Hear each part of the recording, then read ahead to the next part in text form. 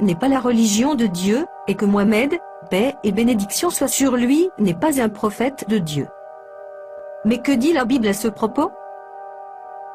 Je vais vous présenter, tout au long de cette vidéo, une réflexion en m'appuyant sur des versets bibliques. Ni plus ni moins.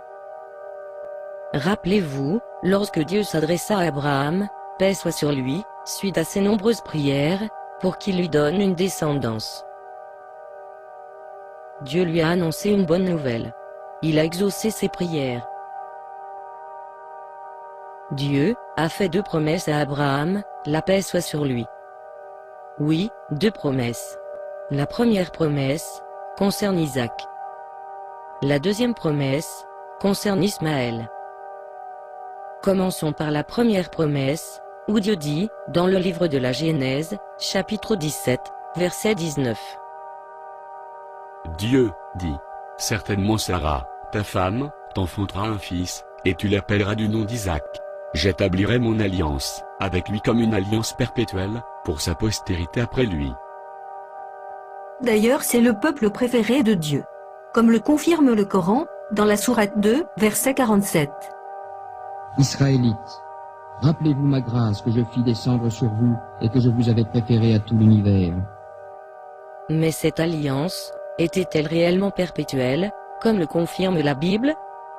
Cette perpétualité n'est pas toujours synonyme de l'éternité, mais parfois dans la Bible, elle est synonyme d'une longue période. Mais, que signifie-t-il le mot perpétuel, dans la Bible? Est-ce le synonyme de toujours? Y a-t-il des exemples bibliques, qui confirment que le fait de dire « toujours » signifie une très longue période, ou qu'elle est acquise sous certaines conditions? Si oui, mon interprétation est juste. Sinon, nous devrions alors reconnaître qu'effectivement, l'alliance n'est qu'avec les enfants d'Israël. Prenons le livre des Rois 2, chapitre 5, verset 27. Nous lisons ceci. La lèpre de Naaman s'attachera à toi, et à ta postérité, pour toujours. Pour toujours. Pour toujours. Et Géasi sortit de la présence d'Élisée, avec une lèpre comme la neige. Alors que nous savons que cette lèpre n'est pas éternelle. Nous savons d'après la Genèse qu'Abraham a eu l'alliance de Dieu à cause de ses bonnes actions. Genèse 26, versets 4 et 5. Je multiplierai ta postérité, comme les étoiles du ciel, je donnerai à ta postérité toutes ces contrées, et toutes les nations de la terre seront bénies en ta postérité, parce qu'Abraham a obéi à ma voix, et qu'il a observé mes ordres, mes commandements, mes statuts et mes lois. Par ce verset, nous comprenons qu'Abraham est vertueux, ce qui inclut qu'il n'est ni fornicateur, ni n'a commis un acte désagréable aux yeux de Dieu. Abraham a eu l'alliance de Dieu pour ses bienfaits et son obéissance à Dieu. Puis, cette alliance s'est propagée à Isaac. Mais cette alliance perdurera tant que les descendants d'Abraham garderont les commandements de Dieu. Genèse 18, verset 19. Car je l'ai choisi, afin qu'il ordonne, à ses fils et à sa maison après lui, de garder la voie de l'Éternel, en pratiquant la droiture et la justice, et qu'ainsi l'Éternel accomplisse en faveur d'Abraham les promesses qu'il lui a faites. Ceci est confirmé dans le Deutéronome, chapitre 7, verset 12. Si vous écoutez ces ordonnances, si vous les observez, et les mettez en pratique, l'Éternel, ton Dieu, gardera envers toi l'alliance et la miséricorde qu'il a juré à tes pères.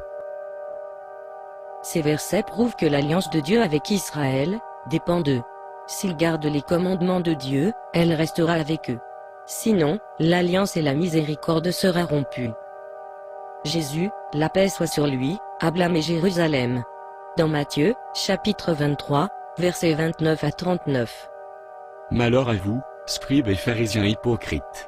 Parce que vous bâtissez les tombeaux des prophètes, et ornez les sépulcres des justes, et que vous dites, si nous avions vécu du temps de nos pères, nous ne nous serions pas joints à eux, pour répandre le sang des prophètes.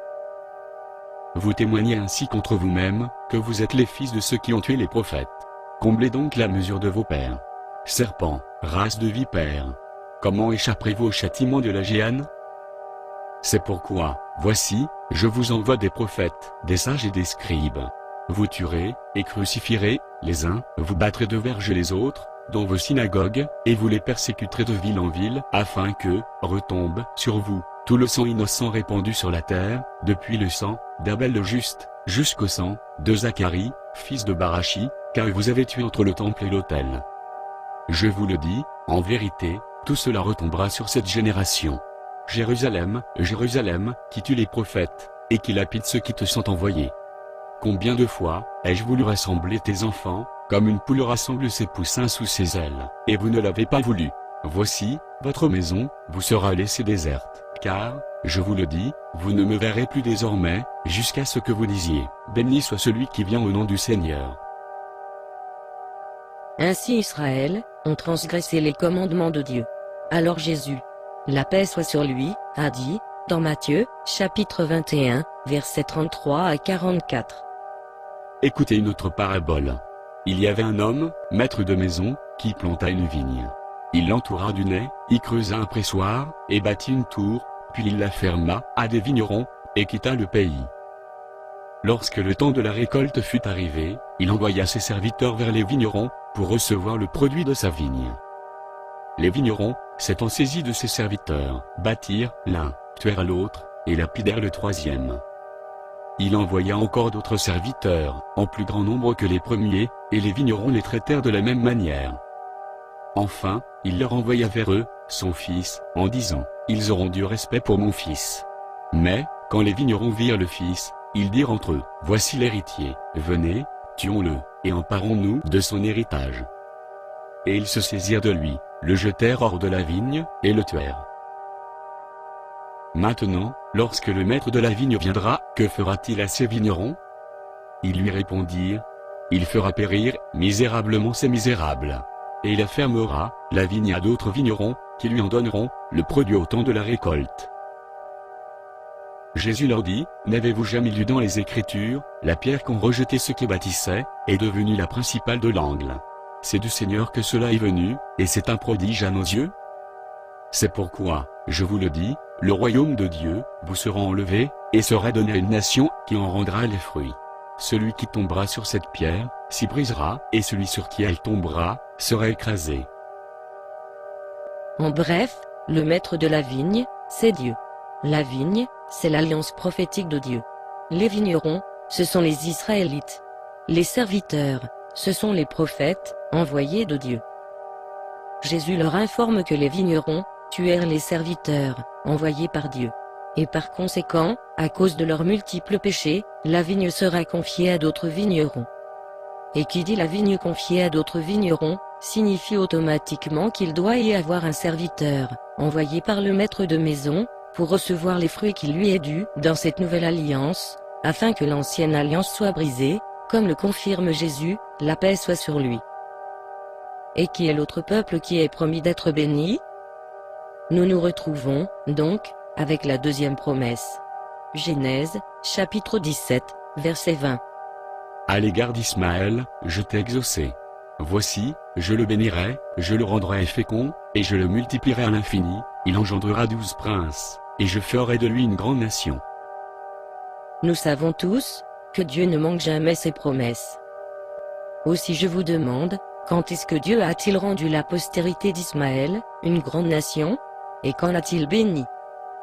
Nous savons tous que les Ismaélites, en période pré-islamique, n'étaient rien. Même les grandes puissances de l'époque, telles que les Grecs, les Perses et les Romains, passaient sans y prêter attention. Les historiens le confirment. Et qui est la personne qui a permis à la nation d'Ismaël de devenir une grande nation en moins d'un siècle? Il n'y a nul doute que c'est par Mohammed, paix et bénédiction soit sur lui, qui a accompli cette promesse avec l'aide de Dieu. La promesse de Dieu, faite à Abraham, concernant Ismaël, je dis bien, Ismaël, fut accomplie. La postérité d'Ismaël est devenue une grande nation, et n'a vu le jour qu'à partir de Mohammed, paix et bénédiction soit sur lui, grâce à l'islam. L'histoire est là pour le prouver. Dieu a respecté sa promesse, et a béni la nation d'Ismaël, par l'intermédiaire d'un homme, que vous considérez comme anti-Dieu, et par la religion, que vous justifiez par démoniaque. Comment Dieu pourrait bénir une nation? Par l'intermédiaire d'un homme, et une religion qui lui est contre. À méditer.